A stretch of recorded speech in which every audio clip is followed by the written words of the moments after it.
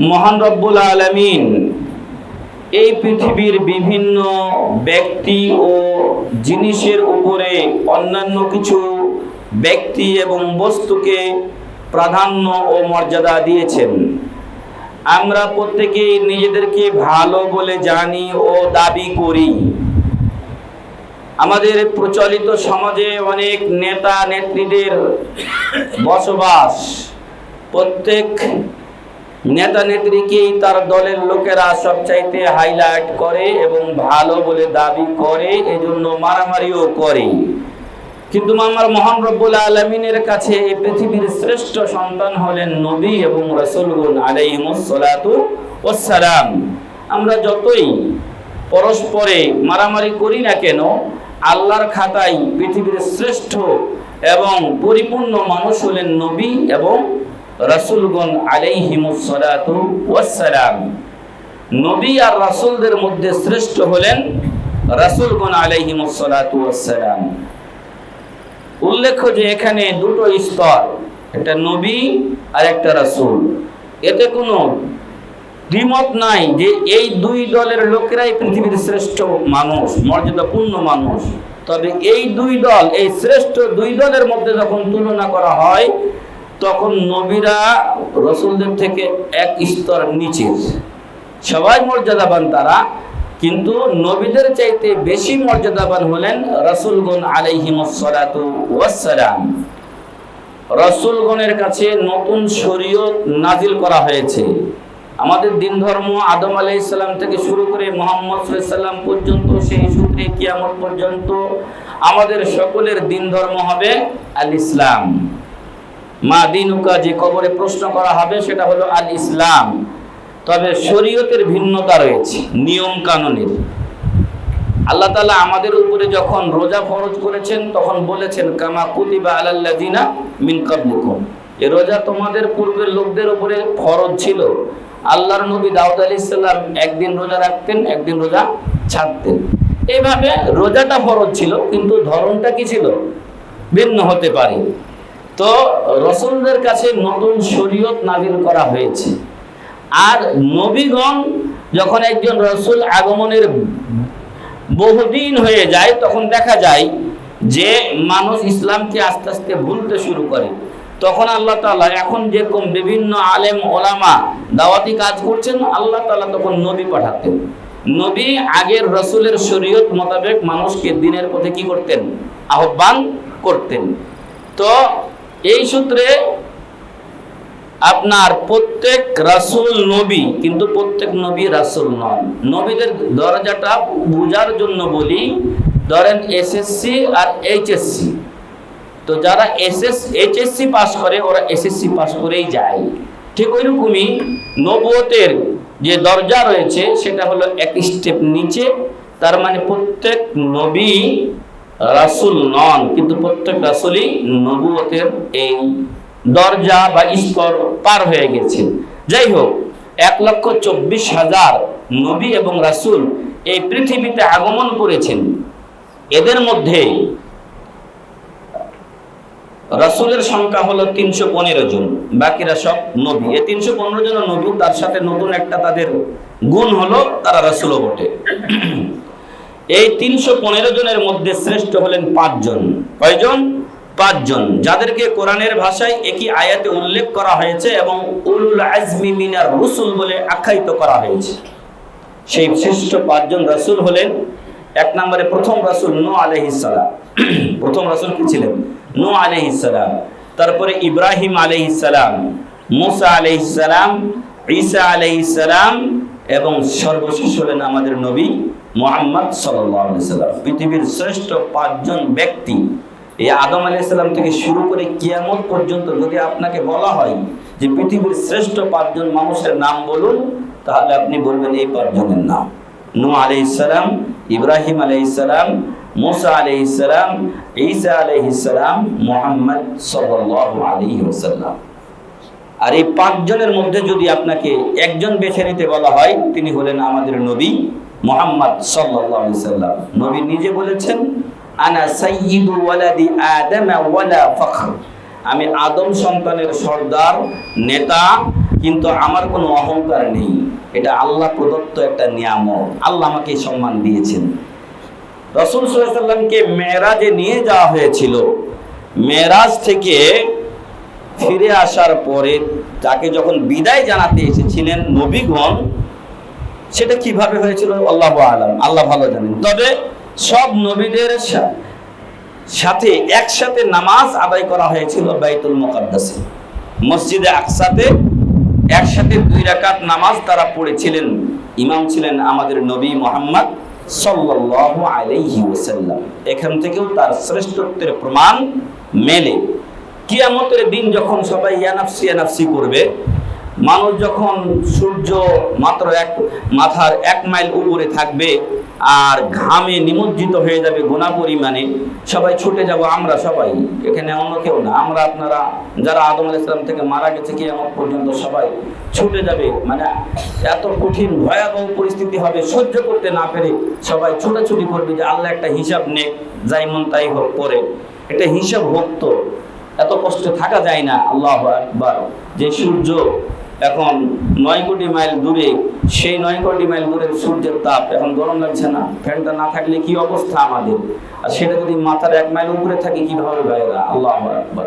আল্লাহ যেন সেই দিন 7 প্রকার লোককে কিন্তু আরশের ছায়ায় রাখবেন, ওদেরকে এই গরম স্পর্শ করবে না। আমাদেরকে তার যে কোনো এক দলে, এমনকি 7 দলেরই হওয়ার তৌফিক দান করুন, আল্লাহুম্মা আমিন। তো সবাই ছুটে যাবেন আদম আলাইহিস সালামের কাছে, উনি বলবেন যে না, আমি এটা পারবো না। যাবেন ছুটে নূহ আলাইহিস সালাম, মুসা, ঈসা, ইব্রাহিম, অনেকের কাছে সবাই ছুটে যাবেন। সবাই বলবেন যে এই সুপারিশ করার, তোমাদের হিসাব শুরু করার যে সুপারিশ, এটা আমরা হকদার নই, তোমরা যাও মুহাম্মদ সাল্লাল্লাহু আলাইহি ওয়াসাল্লামের কাছে। মুহাম্মদ সাল্লাল্লাহু আলাইহি ওয়াসাল্লামের কাছে যাওয়া হবে, তখন তিনি বলবেন আনা লাহা, এই সুপারিশের হকদার আমি। এটা হলো মাকামে মাহমুদ। ওই যে আপনি আজানের পরে দোয়াটা পড়েন, আতি মুহাম্মাদানিল ওয়াসিলাতা ওয়াল ফাযিলা ওয়াবআসহু মাকামাম মাহমুদান আল্লাযী ওয়া'আদতা, তাকে প্রশংসিত স্থানে তুমি অধিষ্ঠিত করো, যার ওয়াদা তুমি তাকে দিয়েছো। এই হলো প্রশংসিত স্থান। সব নবী যেখানে বলবেন যে আমরা পারবো না, সেখানে মুহাম্মদ সাল্লাল্লাহু আলাইহি ওয়াসাল্লাম আল্লাহর কাছে এসে সরাসরি কথা বলবেন না, পরিস্থিতি বড় ভয়াবহ, সরাসরি কথা বলার কোনো সুযোগ নেই। ওইখানে আল্লাহর কাছে উনি সাজদায় পড়ে যাবেন, আর তারপরে অনেকক্ষণ ধরে রাসূল বলছেন, তখন আল্লাহ তাআলা তার নিজস্ব কিছু নাম, যেগুলো আমরা এখন জানি, এর বাইরেও আরো আল্লাহর নাম আছে, এটাই আমাদের আকীদা। সেটা আলাদা বিষয়, আরেকদিন যদি আল্লাহ তৌফিক দেয় বলবো ইনশাআল্লাহ। তো ওই নামগুলো আল্লাহ তাকে শিখিয়ে দিলে সেই নামগুলো ধরে তিনি আল্লাহকে ডাকবেন। এরপর আল্লাহ জিবরিল আলাইহিস সালামকে বলবেন, যাও মুহাম্মদ সাল্লাল্লাহু আলাইহি ওয়াসাল্লামকে বলো তিনি যেন মাথা উঠান এবং কথা বলেন, তার কথা শোনা হবে, উনি যেন সুপারিশ করেন, তার সুপারিশ কবুল করা হবে। মুহাম্মদ সাল্লাল্লাহু আলাইহি ওয়াসাল্লাম তখন মাথা উঠিয়ে সুপারিশ করবেন, এই আপনাদের আমাদের মতো, শুধু আমরাই নয়, সকল নবীর উম্মতের জন্য সুপারিশ করবেন, সকল মানুষের জন্য সুপারিশ করবেন। আল্লাহ সবার হিসাবটা একটু শুরু করুন আপনি। আল্লাহ তার শাফাত কবুল করে তখন সবার হিসাব শুরু করবেন। তাহলে এখান থেকেও কি একটা প্রমাণ পাই নাই আমরা যে আমাদের নবী মুহাম্মদ সাল্লাল্লাহু আলাইহি ওয়াসাল্লাম শ্রেষ্ঠ নবী? আর তো কেউ পাইলেন না এই মর্যাদা, তাই না? যাই হোক, তো নবীদের, মানুষের মধ্যে আল্লাহ তাআলা পরস্পরকে মর্যাদাবান করেছেন, এমনই শ্রেষ্ঠ করেছেন নবী ও রাসূলদেরকে। তাদের মধ্যে 5 জন বললাম, তাদের মধ্যে 1 জন বললাম, পৃথিবীর শ্রেষ্ঠ মানুষ মুহাম্মদ সাল্লাল্লাহু আলাইহি ওয়াসাল্লাম। এমনই পৃথিবীর যে সকল ভূখণ্ড আছে, জমিন, এই জমিনগুলোর মধ্যে সব জমিনই একরকম নয়। আল্লাহ রাসূল সাল্লাল্লাহু আলাইহি ওয়াসাল্লাম বলছেন, আফজালুল বিলাদি ইলাল্লাহ, আফজালুল বিলাদি ইলাল্লাহি মাসাজিদুহা, আল্লাহর কাছে সবচাইতে পৃথিবীর প্রিয় ভূখণ্ড, ভালোবাসার ভূখণ্ড হলো, মর্যাদাপূর্ণ ভূখণ্ড হলো মসজিদ। আল্লাহু আকবার। পৃথিবীর শ্রেষ্ঠ জায়গা। আমরা তো বাড়ি, গাড়ি, নারী এগুলো নিয়ে ব্যস্ত, অনেকেই বাজার ঘাট নিয়ে ব্যস্ত, মার্কেট করা নিয়ে ব্যস্ত। জীবন তো ক্ষণিকের ভাই, কখন যে কার নিঃশ্বাসটা চলে যায় এটা আমরা বলতে পারবো না। এটা নিজেকে আগে নসিহত করা 100 বার দরকার, করছিও বটে, আপনাদেরকেও বলছি। আল্লাহ তাআলা কিন্তু জীবনের কথা আগে বলেননি, আগে মৃত্যুর কথা বলছেন। আল্লাহ সূরা মুলকের 2য় আয়াতে বলেছেন, আল্লাযী খালাকাল মাউতা ওয়াল হায়াতা, মাউতা ওয়াল হায়াতা লিয়াবলুয়াকুম আইয়ুকুম আহসানু আমালা। আল্লাহ সেই জাত ও সত্তা যিনি মৃত্যু আর জীবনকে সৃষ্টি করেছেন। মত কেন আগে আসলো? আগে তো জীবন আসে। আল্লাযী খালাকাল হায়াতা ওয়াল মাউতা বলতে পারতেন, কিন্তু কে যে দুনিয়ায় আসবে সেটা আল্লাহু আলাম, আল্লাহই ভালো জানে। কিন্তু যে দুনিয়ায় আসছে ওকে মরতেই হবে। কুল্লু নাফসিন যায়িকাতুল মাউত, ম্যান ইজ মর্টাল, মানুষ মরণশীল, কারো উপায় নাই। যার মানুষ তো দূরের কথা, পোকামাকড় মরবে না? যারই নফস আছে, জীবন যার আছে, এই যে গাছপালা কিন্তু জীবন আছে, ঘাস তরুলতা জীবন আছে, এগুলো কিন্তু এক সময় মরবে, মরছেও। আপনাদের সামনে কত গাছ পড়ে যাচ্ছে, কেটে ফেলছে, মরে যাচ্ছে। তো এরকম সম্মানিত ভাইয়েরা, মহান রব্বুল আলামিন এই পৃথিবীর বুকে শ্রেষ্ঠ মর্যাদা দিয়েছেন মসজিদকে। আর মসজিদ যদি কেউ বানায় তাহলে তার জন্য রাসূল ওয়াদা করেছেন, মান বানা লিল্লাহি মাসজিদান বানাল্লাহু লাহু বাইতান ফিল জান্নাহ। যে ব্যক্তি আল্লাহর জন্য একটা মসজিদ নির্মাণ করে, এটা আল্লাহ থাকবে নাকি ঘরে? মসজিদে কি আল্লাহ থাকবে? এটা কারামা, শরফ, মর্যাদা। এই ঘরকে আল্লাহর নামের সাথে সম্পৃক্ত করা হয়েছে। ওয়া আন্নাল মাসাজিদা লিল্লাহ, মসজিদ সমূহ আল্লাহ। আল্লাহু আকবার। তো কোন বান্দা যদি বা কোন বান্দি যদি একটা মসজিদ বানিয়ে দেয় দুনিয়াতে, আল্লাহ তাআলা বানাল্লাহু লাহু বাইতান ফিল জান্নাহ, তার জন্য জান্নাতে একটা বাড়ি নির্মাণ করে দিবেন। সুবহানাল্লাহ। আমার বাড়িটাকে বিস্তলা করে সুন্দর একেবারে চাকচিক্য করলাম, বিনিময়ে কিছুই দেওয়া হবে না আমাকে, বরং ওটার হিসাব আমাকে দিতে দিতে অবস্থা খারাপ হবে। কিন্তু আমি যদি একটা মাফহাস কিতাব বলা হয়েছে, এক ধরনের পাখি যেটা আপনার এই মাটির মধ্যে ঘাস পাতা দিয়ে তার বাসা তৈরি করে, এরকম কিছু ওই বিলের মধ্যে পাখি আপনারা দেখতে পাবেন। তো এইরকম পাখির একটা ছোট ঝুপড়ির মতো যদি কেউ মসজিদ বানিয়ে দেয়, উদাহরণের জন্য বলা হয়েছে যে আপনি একেবারে ছাদ দিয়ে সুন্দর করে পিটিয়ে দিতে পারছেন না, কিন্তু এরকম একটা টিন সেট মসজিদও যদি আপনি বানিয়ে দেন, আপনার জন্য রয়েছে পরকালে একটা বাড়ির, জান্নাতে একটা বাড়ির ওয়াদা রাসূল সাল্লাল্লাহু আলাইহি ওয়াসাল্লামের পক্ষ থেকে। সুবহানাল্লাহ ওয়া বিহামদিহি। এজন্য আমরা বলতে চাই যে, যদিও হয়তো এটা আমরা শেষেও আরেকবার রিপিট করব ইনশাআল্লাহ, এই যে আল্লাহর ঘর মসজিদ, এটার অনেক কাজ এখনো বাকি। জানালাগুলো আপনারা দেখছেন খালি পড়ে আছে। দয়া করে আপনারা যে যেভাবে পারেন চেষ্টা করবেন এই আল্লাহর ঘরের প্রতি আপনাদের সাহায্য সহযোগিতার হাত বাড়িয়ে দেওয়ার জন্য। যদি আপনি এই মসজিদে দান করেন, মসজিদ হচ্ছে সাদকায়ে জারিয়ার প্রথম খাত। সাদকায়ে জারিয়ার প্রথম খাত হচ্ছে মসজিদ। আমরা তো এমন দেশের মানুষ মারা গেলে তারপর দান শুরু হয়, তাও কি করে 40 করে, তাও আবার 2-4-5 লাখ টাকা খরচ করে, বিদআত করে, নেকি তো হয় না, উল্টো গুনাহ হয়। আপনি যদি আপনার নিজের জন্য সাদকায়ে জারিয়া রেখে যেতে চান, যদি আপনার পিতামাতার জন্য, আপনার আরো কোনো ঘনিষ্ঠ আত্মীয়ের জন্য কিছু করতে চান, তাহলে অত্র মসজিদে তার পক্ষ থেকে আপনি কিছু দান করুন। হয় সরাসরি আপনি মার্কেটে গিয়ে জানালাগুলো কিনে দিন, একটা পারেন একটা দেন, দুইটা পারেন দুইটা দেন, যা পারবেন আপনি দেবেন। এটা আপনার আমার জন্য কল্যাণকর। যারাই আমরা দান করতে পারবো, মুসলিম হিসেবে গর্বিত আমি যদি কিছু টাকা মসজিদে দান করতে পারি, তাহলে আমরাই গর্বিত, পরকালে এর সওয়াব আমাদের আমলনামায় আমরা দেখে খুশি হব, আনন্দিত হব। কখন যে আমাদের নিঃশ্বাস চলে যায় ওটা আমরা বলতে পারবো না। বলছিলাম পৃথিবীর শ্রেষ্ঠ স্থান হচ্ছে মসজিদ, আর সবচেয়ে খারাপ স্থান হলো বাজার। মসজিদগুলোর মধ্যে আবার তারতম্য আছে। রাসূল সাল্লাল্লাহু আলাইহি ওয়াসাল্লাম বলছেন, কাবা ঘরে নামাজ পড়লে 1 লক্ষ গুণ সওয়াব বেশি। যদি কেউ মসজিদে নববীতে নামাজ পড়ে তাহলে 1000 গুণ বেশি, এটাই সহিহ। 50,000 গুণের হাদিস যায়ীফ ও দুর্বল।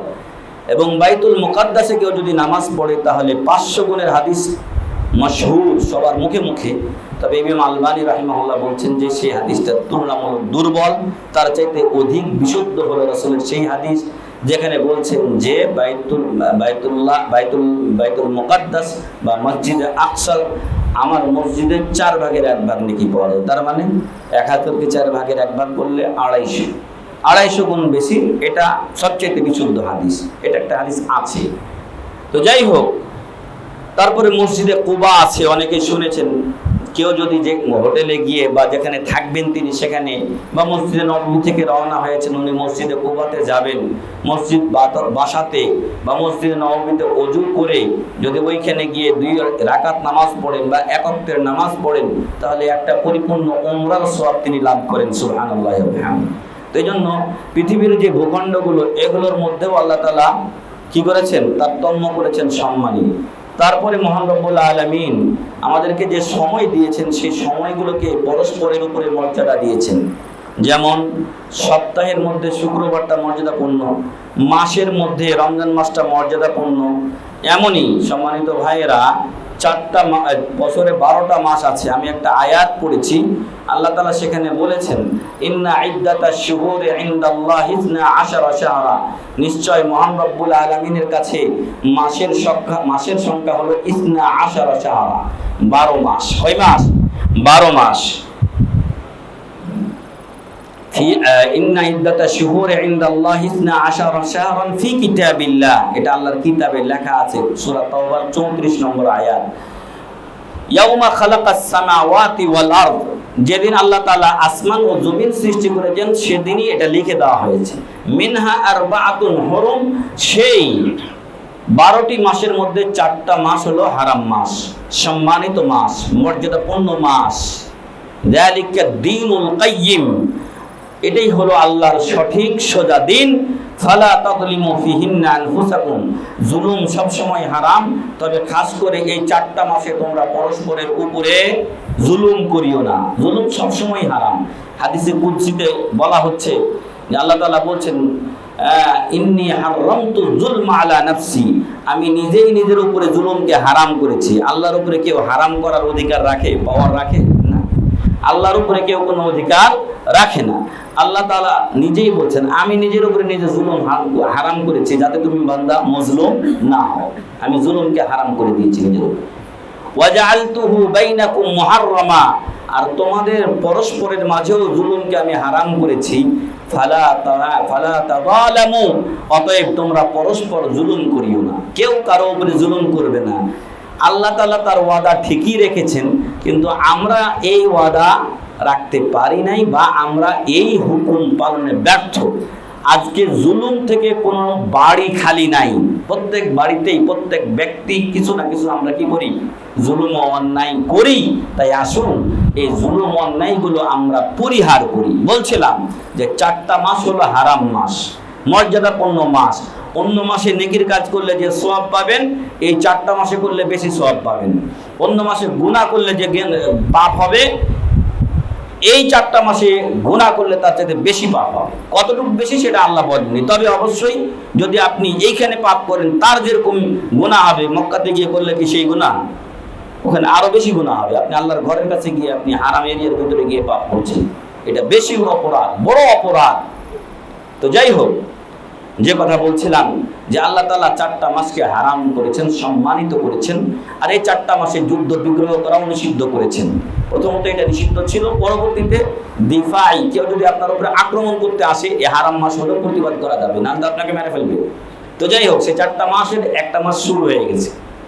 সেই 4টা মাসের একটা মাস হলো জিলকাদা, দ্বিতীয় হলো জিলহিজ্জা, তারপরে মুহররম। জিলকাদা, জিলহিজ্জা, মুহররম। আজকে আমাদের মনে হয়, আমাদের দেশে মনে হয় 5 তারিখ জিলকাদ মাসের, তারপরে জিলহজ আসবে, তারপরে মুহররম আসবে। 3টা লাগাতার হারাম মাস, সম্মানিত মাস। আর একটা হলো রজব মাস, যেটা চলে গেছে, রজব, শাবান, রমাদান। তো এই 4টা মাসকে আল্লাহ সম্মানিত করেছেন, মর্যাদাপূর্ণ করেছেন। আর তার 3টা মাস লাগাতার আমরা এখন পেতে চলেছি। এর মধ্যে শ্রেষ্ঠ মাস হচ্ছে জিলহজ মাস। এই 4টা মাসের মধ্যে শ্রেষ্ঠ মাস কোনটা? জিলহজ মাস। কারণ জিলহজ মাসের বেশ কিছু মর্যাদা আল্লাহ তাআলা বলেছেন, তার রাসূল সাল্লাল্লাহু আলাইহি ওয়াসাল্লাম উল্লেখ করেছেন। 1 নম্বরে আমাদের আলোচনার বিষয়টা জিলহজ মাসের প্রথম দশকের গুরুত্ব, মর্যাদা ও পালনীয় আমল সমূহ। তো 1 নম্বরে আল্লাহ তাআলা বলছেন ওয়াল ফাজরি ওয়া লায়ালিন আশর, ফজরের সময়ের শপথ এবং 10 রাত্রির শপথ। সূরা ফজর 1 ও 2 নম্বর আয়াত। ইবনে আব্বাস রাদিয়াল্লাহু আনহুমা বলছেন, তাফসিরে ইবনে কাসিরে ইমাম ইবনে কাসির উল্লেখ করেন, উনি বলছেন ওয়ালায়ালিন আশর দিয়ে এই জিলহজ মাসের প্রথম 10 রাত্রির শপথ করা হয়েছে। উল্লেখ্য যে বছরের মধ্যে শ্রেষ্ঠ রাত্রি হলো রমজানের শেষ 10 রাত্রি, কারণ তখন কি আছে? লাইলাতুল কদর রয়েছে। আর যদি আপনাকে প্রশ্ন করা হয় দিনের দিক থেকে, ওটা গেল রাত, দিনের দিক থেকে বছরের শ্রেষ্ঠ দিন কোনগুলো, এক কথায় উত্তর দিন জিলহজ মাসের প্রথম 10 দিন। জিলহজ মাসের প্রথম 10 দিন বছরের মধ্যে শ্রেষ্ঠ দিন, আর রমজানের শেষ 10 রাত্রি এটা বছরের মধ্যে শ্রেষ্ঠ রাত্রি। রাতের দিক দিয়ে শেষ 10 রাত্রি রমজানের, আর দিনের দিক দিয়ে জিলহজ মাসের প্রথম 10 দিন। তাহলে এই 10 রাত্রের শপথ করলেন, আর রাতের পরেই তো দিন আসে। এরপরে 2 নম্বরে রাসূল সাল্লাল্লাহু আলাইহি ওয়াসাল্লাম বলছেন যে মা মিন আইয়ামিন আল আমালু সালিহু ফিহিন্না আহাব্বু ওয়া আফদাল ইলা আল্লাহি মিন হাযিহিল আইয়ামিল আশর। জিলহজ মাসের প্রথম দশকে ইবাদতের চাইতে মর্যাদাপূর্ণ কোনো ইবাদত আল্লাহ তাআলার কাছে আর নাই। সুবহানাল্লাহি ওয়া বিহামদিহি। সাহাবারা বললেন, সংক্ষেপ বলতে হবে আমাকে, ওয়ালাল জিহাদু ফি সাবিলিল্লাহ, যদি অন্য সময়ে জিহাদও করি তাও কি এই 10 দিনের নেক আমলের মতো হবে না? উনি বললেন ওয়ালাল জিহাদ ফি সাবিলিল্লাহ, কোন লোক যদি অন্য সময়ে জান আর মাল নিয়ে যায়, মানে টাকা পয়সা, ঘোড়া বা বাহন, যুদ্ধের এখন আধুনিক যে সরঞ্জামাদি হয়েছে, যুদ্ধের সরঞ্জাম নিয়ে গেল, জান নিয়েও গেল, ফালাম ইয়ারজি মিন যালিকা বিশাই, কিন্তু কোনো কিছু নিয়ে ফিরে আর এলো না, কি হলো? শহীদ হয়ে গেল জিহাদের ময়দানে। তার যে সম্পদ ছিল সেটাও আল্লাহর রাস্তায় চলে গেল, বিলিয়ে দিলেন। তো এই লোকটাই এই 10 দিনে নেকির আমল করার চাইতে ভালো কাজ করলো। সম্মানিত ভাইয়েরা, জিহাদের পরিস্থিতিটা আমাদের এখন নাই। অবশ্যই মুসলমানদের উপরে জিহাদ ফরজ, এজন্য যে মুসলিমরা আজকে মজলুম, বৈশ্বিকভাবে আমরা নির্যাতনের শিকার। ওদের যখনই ইচ্ছা হয় তখনই আমাদের কোনো না কোনো দেশে কি করে, আক্রমণ করে আমাদেরকে মারি, যা আমাদেরকে ওই যে জঙ্গি টঙ্গি ইত্যাদি তকমা দেয়, অথবা এরকম আফগানিস্তান ইত্যাদি রাষ্ট্রকে তারা ধ্বংস করেছে। কিন্তু এইগুলোর তকমাই ওরাই বেশি অভিযুক্ত, কারণ কত যে নিরীহ মানুষকে তারা বম্বিং করে হত্যা করেছে তার কোনো ইয়ত্তা নেই। তো বলছিলাম পরিস্থিতিটা আমাদের অনুকূলে নাই, কি আছে? প্রতিকূলে। এখন জিহাদের পরিস্থিতিটা আমাদের কাছে নাই। তো আমরা তো অন্য ইবাদতগুলো করে, ওই যে 10 দিনের নেক আমলগুলো করে এই জিহাদের মতো সব আমরা পেতে পারি। এজন্য আসুন এই 10 দিনকে আমরা কাজে লাগাই। এটা বুখারী শরীফের হাদিস। এছাড়া রাসূল সাল্লাল্লাহু আলাইহি ওয়াসাল্লাম আমভাবে এই 10 দিনে বেশি বেশি নেকির কাজ করার জন্য উদ্বুদ্ধ করেছেন। 4 নম্বরে ইবনে উমর রাদিয়াল্লাহু আনহুমা থেকে বর্ণিত হয়েছে, রাসূল সাল্লাল্লাহু আলাইহি ওয়াসাল্লাম বলছেন যে এই 10 দিনের আমলগুলো আল্লাহর কাছে খুব প্রিয়, তাই তোমরা ফাকসিরু ফিহিন্না তাহলিলা ওয়াত তাহলিলা ওয়াত তাহমিদা ওয়াত তাকবীর, এই 10 দিনে তোমরা বেশি বেশি আল্লাহ লা ইলাহা ইল্লাল্লাহ বলো, আলহামদুলিল্লাহ বলো, তাকবীর বলো। রাসূল সাল্লাল্লাহু আলাইহি ওয়াসাল্লাম বলেছেন আল্লাহর কাছে প্রিয় বাক্য হলো 4টা। কয়টা? 4টা। আর কোনটা দিয়ে তুমি শুরু করবে এতে কোনো যায় আসে না, 4টা বাক্য থাকলেই হয়েছে। আপনারা অনেকেই এটা জানেন। সেই 4টা বাক্য হচ্ছে সুবহানাল্লাহ, আলহামদুলিল্লাহ, ওয়ালা ইলাহা ইল্লাল্লাহ, আল্লাহু আকবার। তো এই তাকবীরগুলো, এই দোয়াগুলো রাসূল সাল্লাল্লাহু আলাইহি ওয়াসাল্লাম এই 10 দিনে বেশি বেশি পাঠের জন্য বলেছেন। মুসনাদে আহমদের হাদিস।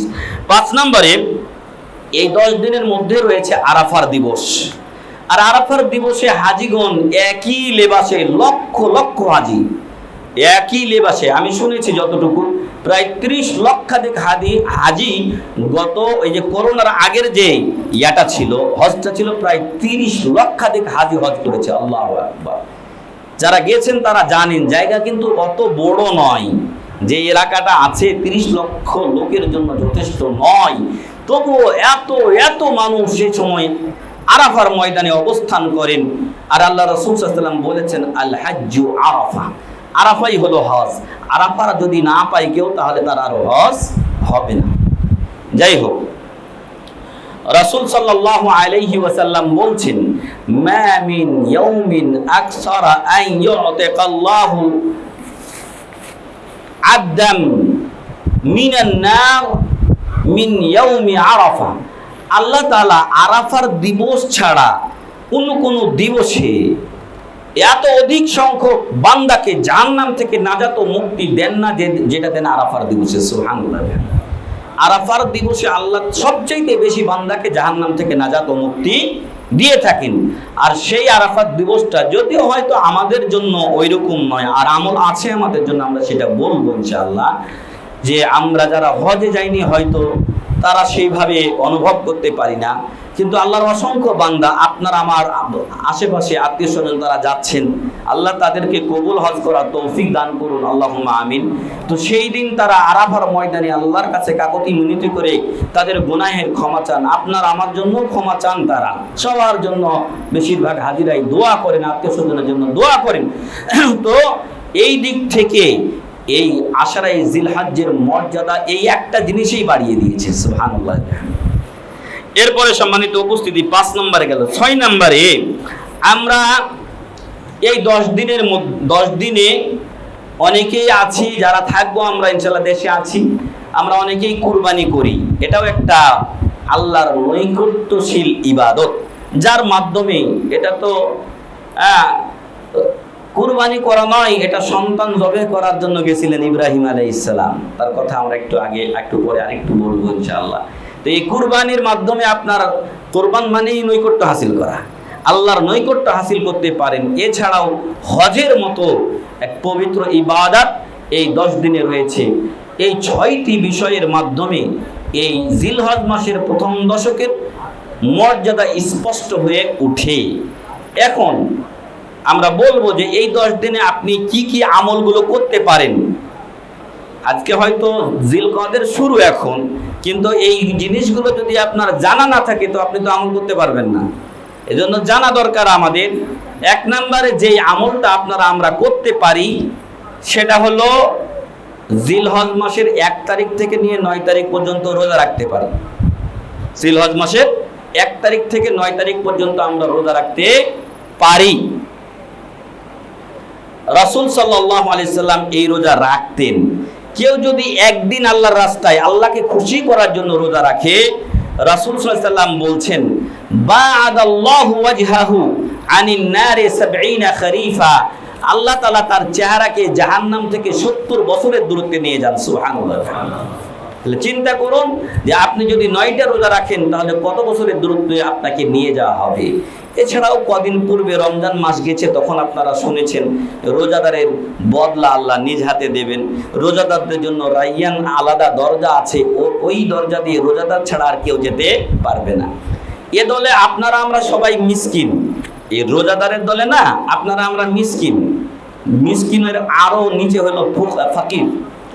ইন্নামাস সাদাকাতু লিল ফুকারা ওয়াল মাসাকিন, আল্লাহ বলছেন। তো ফকির হলো আরো নিঃস্ব, ফকির গরিব যারা ওরা আরো নিঃস্ব, মিসকিনের কিছু আছে। তো আমরা হলাম রোজার ব্যাপারে ফকিরের অন্তর্ভুক্ত। আল্লাহ রাসূল সাল্লাল্লাহু আলাইহি ওয়াসাল্লামের কাছে একসাথে 9 জন বিবি ছিলেন, স্ত্রী ছিলেন। এরপরও রাসূল সাল্লাল্লাহু আলাইহি ওয়াসাল্লাম সোমবার বৃহস্পতিবার কি করতেন? রোজা রাখতেন। সোমবার বৃহস্পতিবার রোজা রাখতেন, আর প্রত্যেক মাসে আইয়ামে বীজে রোজা রাখতেন। তো 4 দুগুণা 8টা আর 3টা 11টা।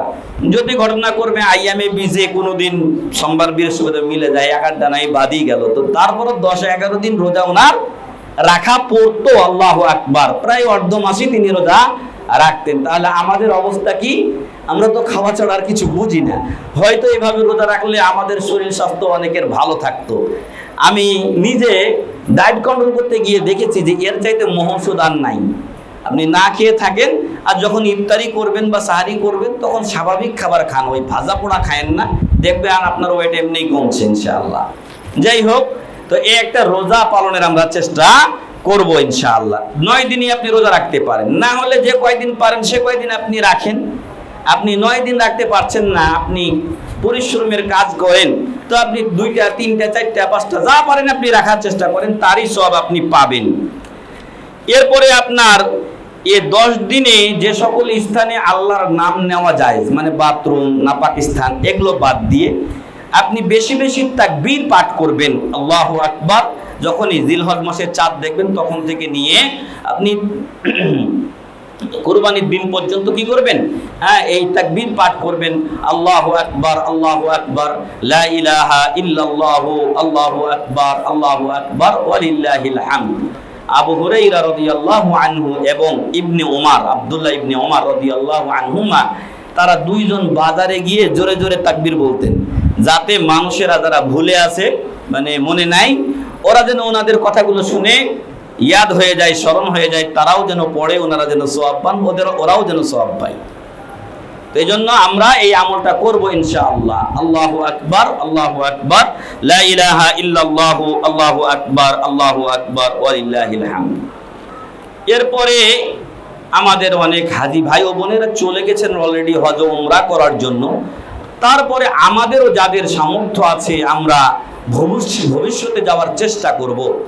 আল্লাহর রাসূল সাল্লাল্লাহু আলাইহি সাল্লাম বলছেন তাবিউ, আর সেটা হলো 3 নাম্বার আমল, যে হজ উমরা পালন করা এই রমজানের এই জিলহজ মাসের প্রথম দশকে, এটা হাজিরা করে থাকেন। আর সেজন্য বলবো যে আল্লাহ রাসূল বলেছেন তাবিউ বাইনাল হজ্জি ওয়াল উমরা, হজ ও উমরার মাঝে ধারাবাহিকতা রক্ষা করার চেষ্টা করো, যত তাড়াতাড়ি পারো। একবার গেছো 2 মাস আগে, আবার টাকা আছে আলহামদুলিল্লাহ, তুমি আবার 2 মাস পর যাও, 5 মাস পরে যাও, যত তাড়াতাড়ি পারো যাও। কেন? ফাইন্নাহুমা ইয়ানফিয়ানিল ফাকরা ওয়াজ যুনুব, এটা আপনার গুনাহ আর দারিদ্রতা মোচন করে।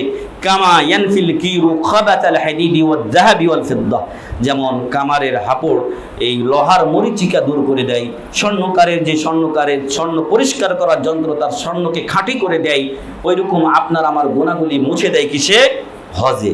ওয়ালাইসা লিল হাজ্জাতিল মাবরুরাতি জাযাউন ইল্লাল জান্নাহ, আর কবুল হজের বদলা জান্নাত ছাড়া কিছুই হতে পারে না। সুবহানাল্লাহ।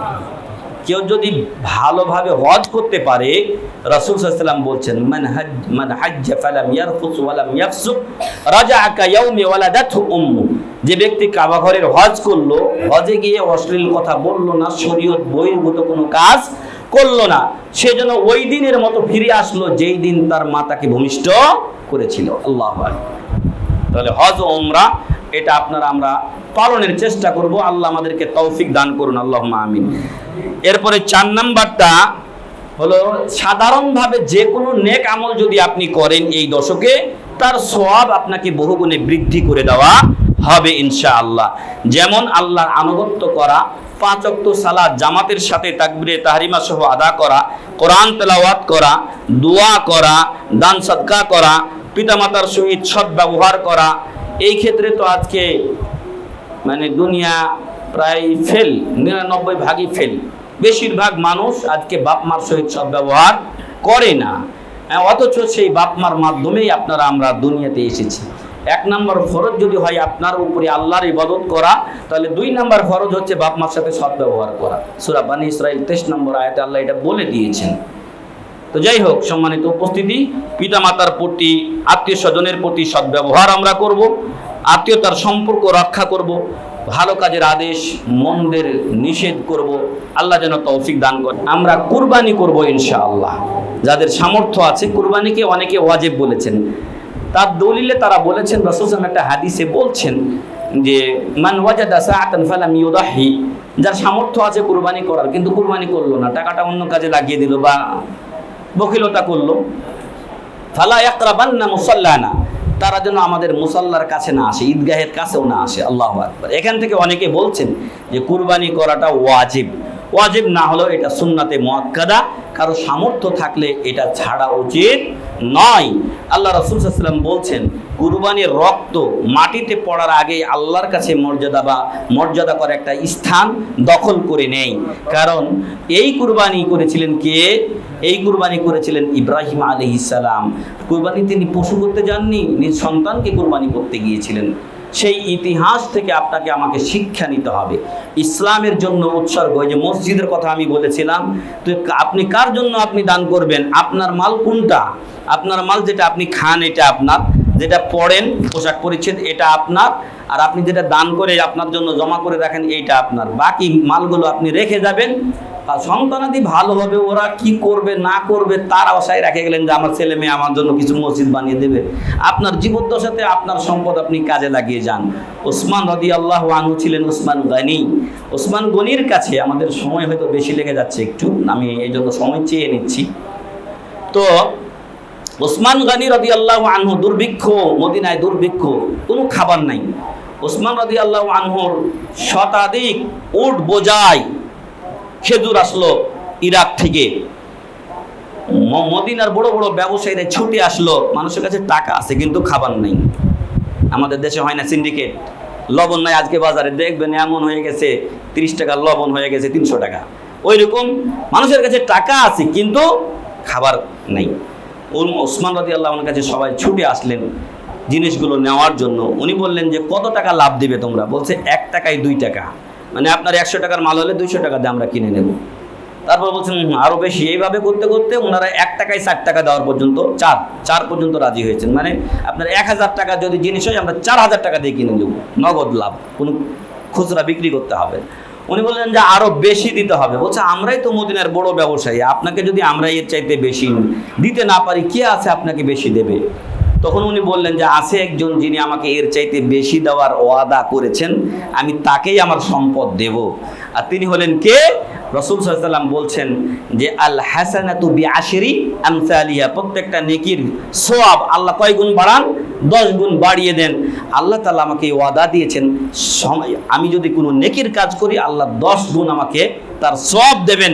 অতএব এই 100 বা শতাধিক উট বোঝাই যত খেজুর আছে আমি ফিসাবিলিল্লাহ গরিব মিসকিনকে দিয়ে দিলাম। তো ওসমান গনি ছিলেন, টাকা দিয়ে জান্নাত কিনেছেন। কতবার যে জান্নাতের সুসংবাদ পাইছেন আমার বলার সময় নাই আজকে। রাসূল সাল্লাল্লাহু আলাইহি ওয়াসাল্লাম জাইশুল উসরা যখন প্রস্তুত করছেন, এত কঠিন অবস্থা, মানুষের কাছে টাকা পয়সা নাই। এবার ওসমান রাদিয়াল্লাহু আনহু মেলা মেলা দান করলেন। লাস্টে 1000 স্বর্ণ মুদ্রা। আপনি চিন্তা করেছেন এই যে 1 টাকার কয়েনগুলো না, হ্যাঁ, এই কয়েনগুলো একটা দিনার আপনার 4 গ্রাম হয়, 4 গ্রাম ওজন। তার মানে আমার মনে হয় 5 টাকার কয়েন এটা হয়ে যাবে এরকম ওজন। 5 টাকার কয়েনটা আমাদের দেশে মোটা যেটা, তো এরকম 1000 স্বর্ণ মুদ্রা, এই পিতল না, 1000 স্বর্ণ মুদ্রা নিয়ে এসে রসুলের কোছায় ঢেলে দিলেন। আর রসুল কি বলছেন? মা দররা ওসমানু মা ফাআলা বাদাল ইয়াউম, আজকের পরে ওসমান যাই করুক তার কোনো ক্ষতি হবে না। সুবহানাল্লাহ।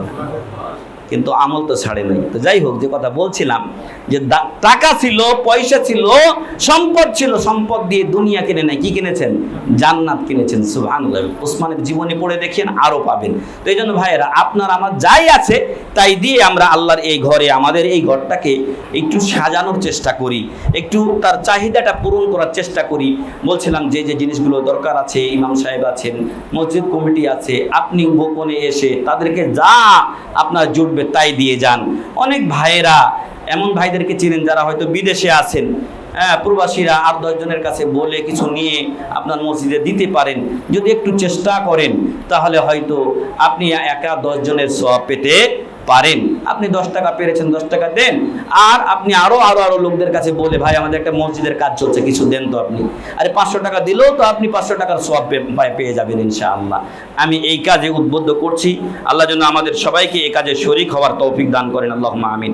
বলছিলাম কুরবানি করা এটা নেকির কাজ, এবং কুরবানি এটা 4 দিন পর্যন্ত করা যায়। মানে কুরবানির দিন 10 তারিখ, 11, 12, 13 তারিখ সন্ধ্যার আগ পর্যন্ত করা যাবে। আর বাহিমাতুল আনআম, চতুষ্পদ জন্তু হতে হবে। সেগুলো হলো আপনার উট, গরু, ভেড়া, দুম্বা, এগুলো দিয়ে আপনার কুরবানি করতে হবে। অন্য পশু, মুরগি দিয়ে, ঘোড়া দিয়ে, ঘোড়ার গোশত খাওয়া যায় কিন্তু ওটা দিয়ে কুরবানি জায়েজ নয়। তারপরে বন্য গাধা খাওয়া যায় কিন্তু বন্য গাধা দিয়ে কুরবানি জায়েজ নয়। যে 4 প্রকার বললাম জন্তু, এগুলো দিয়েই আমাদেরকে কি করতে হবে? কুরবানি করতে হবে। এগুলোর বয়সের ক্ষেত্রে বলা হয়েছে উট 5 বছর হতে হবে, গরু 2 বছর, ছাগল 1 বছর, আর দুম্বাও 1 বছর। এই বছরগুলো ঠিক রাখতে হবে। আর অনেকে বলছে দাঁততে হবে, তবে বয়স হলেই দাঁতে, 1 বছর হলেই মোটামুটি ডেটে যায়। আপনার বাড়ির যদি ছাগল হয় আর 1 বছর হওয়ার পরও না দাঁতে, তবুও আপনার জন্য এটা জায়েজ আছে। আর বছর হওয়াটাকেই ওলামারা বেশি প্রাধান্য দিয়েছেন। কুরবানির পশুর ক্ষেত্রে গুণাগুণগুলো হতে হবে কি?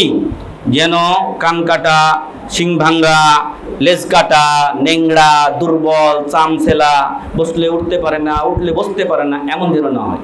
হৃষ্টপুষ্ট মোটা তাজা যেন হয়, কারণ আপনি আল্লাহকে খুশি করার জন্য দিচ্ছেন। এবং এই ক্ষেত্রে একটা বিশেষ আমলের কথা বলবো, আপনার নিয়তকে পরিশুদ্ধ করবেন। হাবিল কাবিল কুরবানি করেছিল, হাবিলের কুরবানি কবুল হয়েছিল, কিন্তু কাবিলের কুরবানি কবুল হয়নি, কারণ নিয়ত ভালো ছিল না। এই জন্য পচা জিনিস নিয়ে এসে সে করেছিল, কুরবানি দিয়েছিল, তাই তারটা আল্লাহর পক্ষ থেকে গ্রহণ হয়নি। আল্লাহ তাআলা বলছেন, লা ইয়ানালাল্লাহা লুহুমুহা ওয়ালা দিমাউহা ওয়ালাকিন ইয়ানালুহুত তাকওয়া মিনকুম। আল্লাহর কাছে তোমাদের কুরবানির গোশত বা রক্ত কিছুই যায় না, যায় কি? তাকওয়া, পরহেজগারিতা। কি নিয়তে কুরবানি করছেন? আপনি কি এরকম মনে করছেন যে আরে বাচ্চা কাচ্চা আছে, কুরবানি না দিলে কি কেমন লাগে, মানুষের দিকে ছায়া থাকবে? না, এই নিয়ত করবেন না। আল্লাহকে খুশি করার জন্য আপনি সব পাওয়ার জন্য কুরবানি করবেন। গোশত এমনিই খাওয়া হবে। আমাদের জন্য গোশত খাওয়া হালাল করে আমাদেরকে ফিতনায় ফেলা হয়েছে। যদি এটা আগের দিনে আদম আলাইহিস সালামের দুই বেটা যে কুরবানি করছিল, ওদের নিয়ম ছিল পাহাড়ে রেখে আসতো, আর যেটা কবুল হতো আকাশ থেকে আগুন এসে জ্বালিয়ে দিত। আজকে বোঝা যেত যে কোন হাজী সাহেব আর কোন আলেম সাহেবের কুরবানি কবুল হচ্ছে আর কারটা হয় না। এখলাস এখানেই পরীক্ষা হয়ে যেত, কিন্তু সেই পরিস্থিতি নাই। তো গোশত তো এমনি খাওয়া জায়েজ করা হয়েছে আমাদের জন্য। যাই হোক, আল্লাহ যেন আমাদের ইখলাস দান করেন, কুরবানি সহ যে কোনো ইবাদতে আল্লাহ তৌফিক দান করুন, আল্লাহুম্মা আমিন।